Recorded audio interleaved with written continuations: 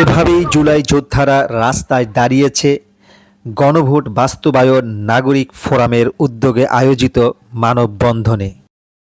ঈদের আগে ত্রয়োদশ জাতীয় সংসদের প্রথম অধিবেশন শুরু হয় এবং কয়েকটি কার্যদিবস চললেও গণভোটের রায়ের আলোকে জুলাই সনদ বাস্তবায়নের কোনো ইতিবাচক লক্ষণ দেখা যায়নি। এমনকি সংবিধান সংস্কার পরিষদ গঠনের যে নির্ধারিত সময়সীমা ছিল সেটাও অতিবাহিত হয়। তারই প্রেক্ষাপটে ২৯শে মার্চ রোববার সংসদের মুলতবি কার্যক্রম শুরু হলে মানিক মিয়া এভিনিউতে জুলাই সনদ বাস্তবায়নের দাবিতে এবং সংবিধান সংস্কার পরিষদ গঠনের দাবিতে মানববন্ধনের আয়োজন করে গণভোট বাস্তবায়ন নাগরিক ফোরাম।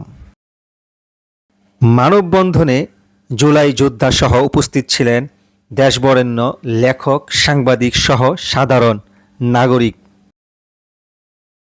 আমরা সংবিধানের কথা বলি। সংবিধানে অনেক কিছু আছে, যেটা নেই সেটা হচ্ছে গণ অভ্যুত্থান, যেটা নেই সেটা হচ্ছে বিপ্লব, যেটা নেই সেটা হচ্ছে প্রধানমন্ত্রী পালিয়ে যাওয়া।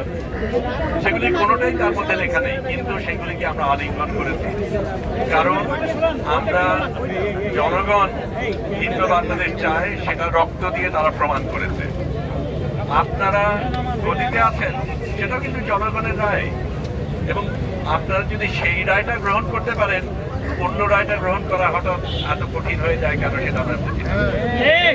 এটা নিশ্চয়ই সত্য যে যা বলা হচ্ছে তার সবকিছুর সাথে হয়তো আপনার মত না মিলতে পারে, আমার মত না মিলতে পারে। এখানে অনেকেই আছে যারা সম্পূর্ণভাবে পুরো জিনিসটাকে গ্রহণ নাও করতে পারে, কিন্তু সার্বিকভাবে রায় জনগণ দিয়েছে, এবং যেই রায় জনগণ দিয়েছে সেটাকে আমরা মানতে হবে। কারণ যদি সত্যিকার অর্থেই আপনি বিশ্বাস করেন জনগণ সবচাইতে ওপরে, সংবিধানেরও ওপরে, তাহলে জনগণের রায়কে উপেক্ষা করার আপনার আমার কারোই কোনো সুযোগ নেই। কারণ সেটা যদি হতো তাহলে তো স্বৈরাচার সেই কাজটাই করেছে। স্বৈরাচার এতদিন ছিল কি কারণে? কারণ সে জনগণের রায়কে উপেক্ষা করেছে। জনগণ কিভাবে উপেক্ষা করেনি? তার সৈন্য ছিল, লোকবল ছিল, টাকা ছিল, অনেক কিছু ছিল যেটা দিয়ে সে আঁকড়ে ধরে থেকেছে।